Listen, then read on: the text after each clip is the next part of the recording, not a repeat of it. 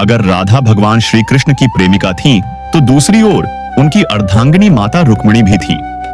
भगवान श्री कृष्ण इन दोनों से ही अत्यंत प्रेम करते थे। ऐसे में लोगों के मन में यह प्रश्न अवश्य आता है कि जब भगवान कृष्ण विष्णु के अवतार थे और माता रुक्मिणी देवी लक्ष्मी की अवतार थीं, तो फिर राधा कौन थीं और वे किसका अवतार थीं? आखिर रुक्मिणी और राधा में क्या अंतर है और इन दोनों से जुड़े ऐसे कौन से रहस्य हैं जिनसे अधिकतर लोग आज भी अनजान हैं? इन्हीं सभी प्रश्नों के उत्तर जानेंगे हम आज की इस प्रस्तुति में। तो मित्रों, नमस्कार और स्वागत है आपका हिंदू भक्ति पर। भागवत पुराण, महाभारत और अन्य सभी प्रमुख हिंदू धार्मिक ग्रंथों में माता रुक्मिणी को देवी लक्ष्मी का अवतार बताया गया है। महाभारत में उल्लेख मिलता है कि रुक्मिणी विदर्भ के राजा भीष्मक की पुत्री थीं। राजा भीष्मक मगध के राजा जरासंध के सामंत थे। रुक्मिणी को भगवान श्री कृष्ण से प्रेम हो गया था और वे उनसे विवाह करना चाहती थीं।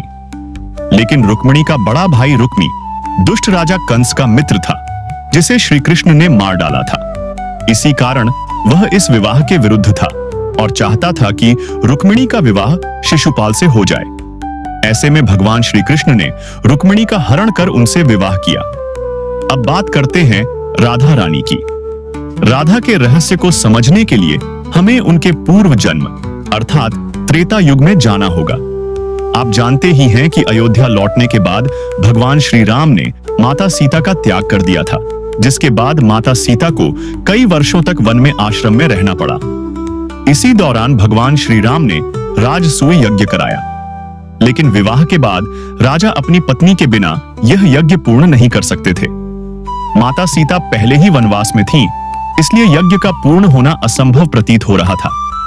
तब आचार्य वशिष्ठ के कहने पर माता सीता की स्वर्ण प्रतिमा बनवाई गई और उसी के साथ यज्ञ पूर्ण किया गया। यज्ञ तो पूरा हो गया, लेकिन वह स्वर्ण प्रतिमा भगवान श्री राम को निरंतर माता सीता की याद दिलाने लगी। तब श्री राम ने निर्णय लिया कि इस स्वर्ण सीता का सरयू नदी में विसर्जन कर दिया जाए। जब उस प्रतिमा को विसर्जन के लिए ले जाया जा रहा था, तब वह बोल उठी, महाराज, आपने मेरा पूर्ण रूप से त्याग कर दिया है। मैं 11.5 वर्षों से आपके वियोग में जी रही हूं। कम से कम मुझे इस सोने की मूर्ति के रूप में अपने पास ही रख लीजिए। तब भगवान श्री राम ने कहा, हे सीते, तुमने इस जन्म में जितने वर्षों का वियोग मेरे लिए सहा है, अगले जन्म में मैं उतने ही वर्षों तक तुम्हारे साथ रहूंगा। कहा जाता है कि वही स्वर्ण सीता अगले जन्म में राधा रानी के रूप में प्रकट हुई, अर्थात राधा देवी सीता का ही अंश थी। शास्त्रों के अनुसार राधा रानी कोई और नहीं बल्कि माता लक्ष्मी का ही आत्मिक अंश थी। अंतर केवल इतना है कि माता रुक्मिणी को दैहिक लक्ष्मी और राधा रानी को आत्मिक लक्ष्मी माना जाता है। सामान्यतः लोग रुक्मिणी को भगवान श्री कृष्ण की पत्नी और राधा रानी को उनकी सखी मानते हैं।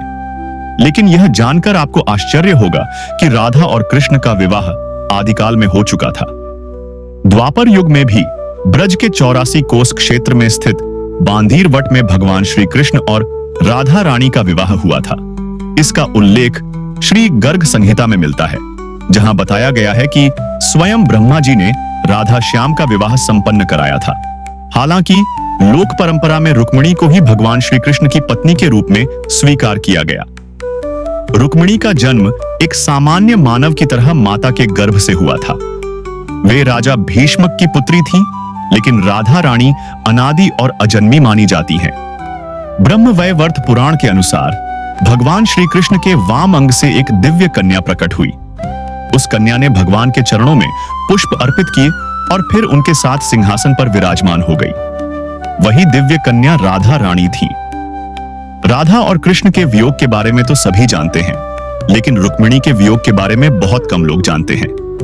रामचरितमानस के बालकांड के अनुसार एक बार नारद जी को भगवान विष्णु ने छल पूर्वक वानर रूप दे दिया, जिससे वे लक्ष्मी जी के स्वयंवर में उपहास का पात्र बने। इससे आहत होकर नारद जी ने भगवान विष्णु को शाप दिया कि आपको भी पत्नी का वियोग सहना पड़ेगा। यही कारण था कि रामावतार में भगवान राम को सीता वियोग और कृष्णावतार में भगवान श्री कृष्ण को राधा वियोग सहना पड़ा। वहीं दूसरी ओर आर्षि दुर्वासा के शाप के कारण भगवान श्री कृष्ण और रुक्मिणी को 12 वर्षों तक अलग रहना पड़ा। कथा के अनुसार ऋषि दुर्वासा ने कहा कि वे तभी कृष्ण के साथ चलेंगे जब उनके रथ के घोड़े निकाल दिए जाए। भगवान श्री कृष्ण और रुक्मिणी ने स्वयं रथ खींचा। मार्ग में रुक्मिणी को प्यास लगी, तब भगवान कृष्ण ने पृथ्वी से जल प्रकट किया, लेकिन आर्षि दुर्वासा को जल नहीं पूछा गया, जिससे क्रोधित होकर उन्होंने दोनों को 12 वर्षों तक अलग रहने का शाप दे दिया। तो मित्रों, ये थे रुक्मिणी और राधा से जुड़े वे रहस्य जिनसे आज भी अधिकांश लोग अनजान हैं। इनमें से कौन सा रहस्य आप पहले से जानते थे और किसने आपको सबसे अधिक आश्चर्यचकित किया? नीचे कमेंट्स में हमें अवश्य बताइए। अगर आपको यह प्रस्तुति अच्छी लगी हो तो इसे अपने मित्रों और रिश्तेदारों के साथ अवश्य साझा करें। ऐसी ही धार्मिक और आध्यात्मिक जानकारियों के लिए जुड़े रहिए हिंदू भक्ति परिवार के साथ। मित्रों, आज के लिए बस इतना ही। अब हमें अनुमति दें। आपका बहुत बहुत धन्यवाद।